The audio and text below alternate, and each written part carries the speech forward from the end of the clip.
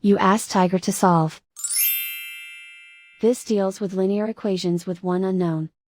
The final result is x equals 1 over 2. Let's solve it step by step. Simplify the expression. Group like terms. Simplify the arithmetic. Group all constants on the right side of the equation. Add 4 to both sides. Simplify the arithmetic.